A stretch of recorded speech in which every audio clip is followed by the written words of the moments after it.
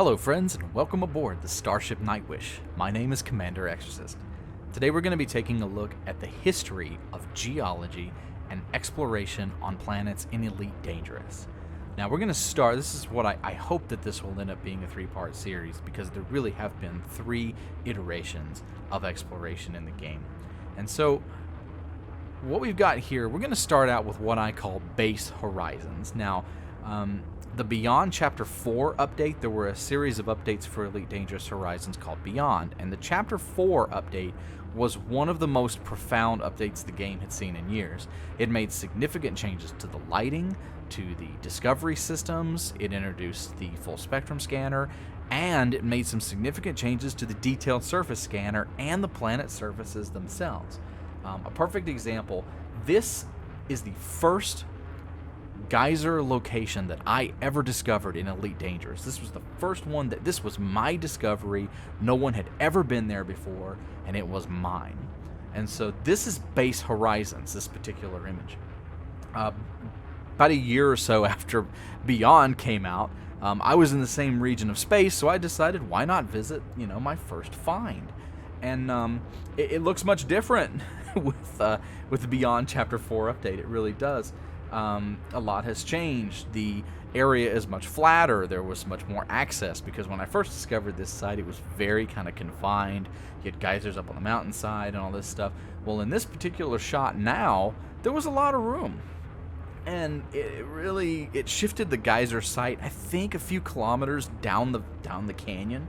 And that's what Horizons Beyond the Chapter 4 really did, is it changed everything. It realigned a lot of the geography on planets that are out in the black.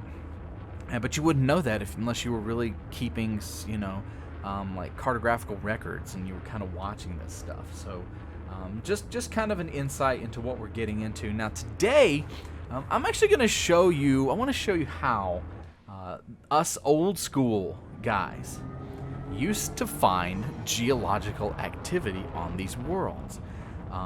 We're going to start, I'm going to show you Base Horizons, how we did it, and then I'm going to switch to Horizons Chapter 4, and then we'll show you how that was done. For those of you that are veteran players, you probably have seen that already, but it'll still kind of go hand in hand with what I'm showing you. So in Base Horizons, before the detailed surface scanner, geological activity did not show up on a scanner of any kind. Now, if you look at the very bottom of the screen, the actual sensor display, the circle, at the very bottom there is a small yellow tab. Now, to search for geologic activity, there's a couple of different ways that we could do it. The first thing that you really needed to do was switch to full range. You want your sensors as far out as possible. Now, in contrast to some of the newer updates, geology could be found at much higher altitudes. So you didn't need to be, within a kilometer of the surface. You could actually look and find these locations at a higher distance, which really was good, because there was no way to know where these things were. I mean, you had to pick a canyon, basically, and go flying. And this is what I would do. And this could take like 6+ hours. I mean, there were hours and days that I spent cruising over the surface of the planet. Now, the Nightwish is an anaconda, and it has a very poor belly view. You can't really see under it. And I like to also look for visual cues. So I would fly my ship upside down.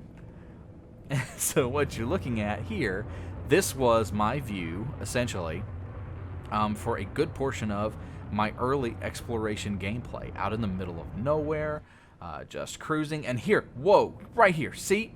Off to the side, if you look down on the circle indicator on the radar, you see that tiny little dot.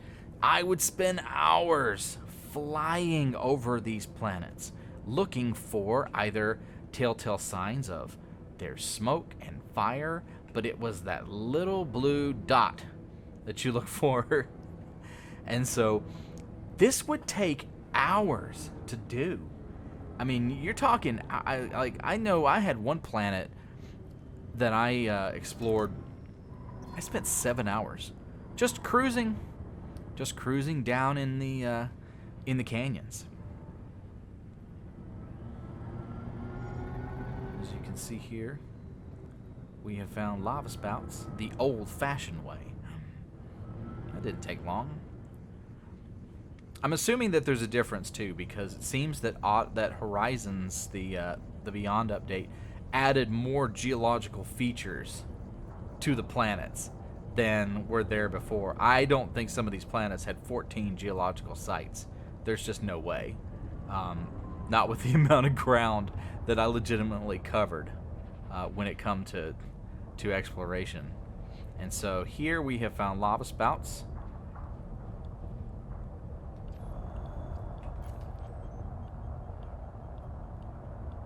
Yeah, very nice old school Horizon shot. And so, ooh, that doesn't work well, does it? So, really what I wanted to show you guys was kind of how this was done before. And it's really interesting because we had it down to a science. There is actual geology and science involved in the process of finding these locations. And for example, when looking for this particular activity, you notice that we found it kind of out in a flatland on the edge of a crater.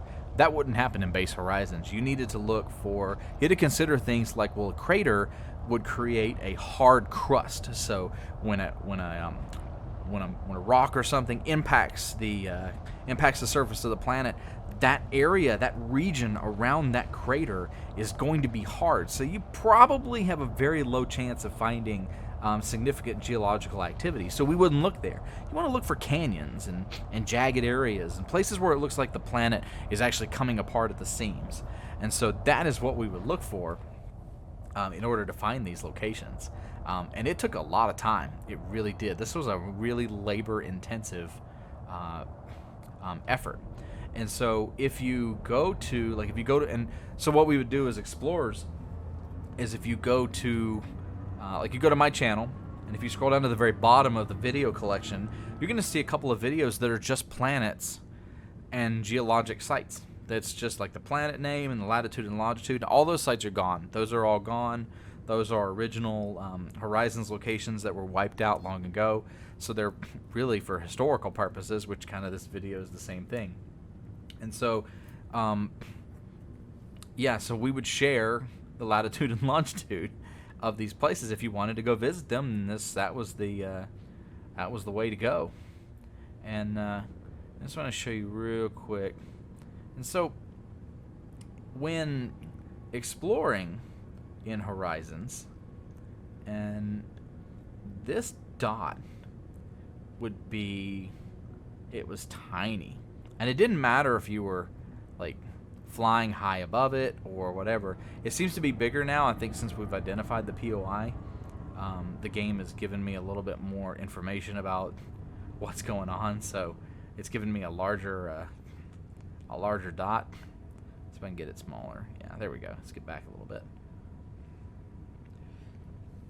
And so essentially, what you do is you strap in, come and sit down,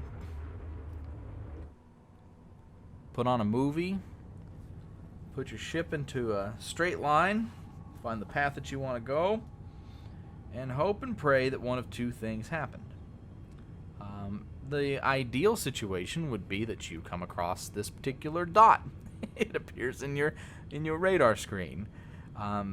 For Xbox users, I can attest a cheat, and I'm sorry that if anybody out there is upset that I'm gonna reveal this, but the interface with Horizons and the Xbox system was a little janky, and so it would cause the rumble pack to activate.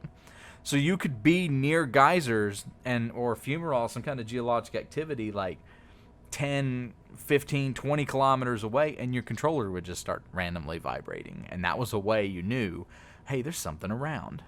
So that was kind of a cheat. I always felt cheated when that happened. I'm like, okay, that's nice. But, you know, it did help, especially in some of the darker worlds. There's some dark planets out there that, you know, just, that you kind of needed that little extra help. So, nothing really in depth here, just kind of a show of how things used to be.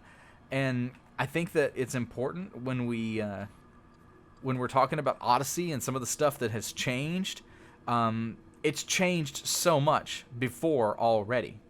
And I'm afraid, I don't want to say afraid, but I just anticipate that it's going to keep changing. And it's just something that we as explorers, we've adapted to, and I think we're all going to continue to adapt to. So, if you want to try this out, at least in Horizons it still works, just don't scan the planet. Do not scan the surface of the planet with your detailed surface scanner. Just come down, set your radar to maximum range, and then enjoy the hunt. I highly recommend that you don't do it on a planet that's greater than about 600 kilometers in radius. You want to try anything smaller. As small as you can get, the smaller the better when it comes to this particular thing, because that's less surface area for you to have to search. Trust me, it really makes a difference. So if you want to give this a try, give it a try. Just make sure the key is do not scan the surface so that you don't see where the POIs are. Turn your radar to on full blast. Get down under 8 kilometers, about 4 or 5 is good. Cruise the surface, enjoy, take some pictures, watch a movie, relax, and enjoy old school exploration in Elite Dangerous. This has been the first, and I will talk about how this was simplified in my next video. So if you like this video, if you like the content, please like and subscribe. I hate having to say that, but it seems to be working. It seems to remind folks that there's a little red button at the bottom that says subscribe. If you enjoy my silky Texas accent, please give a like, give a subscribe, and there will be more of this stuff coming. So fly safe out there, Commanders 07, and I will see you out there.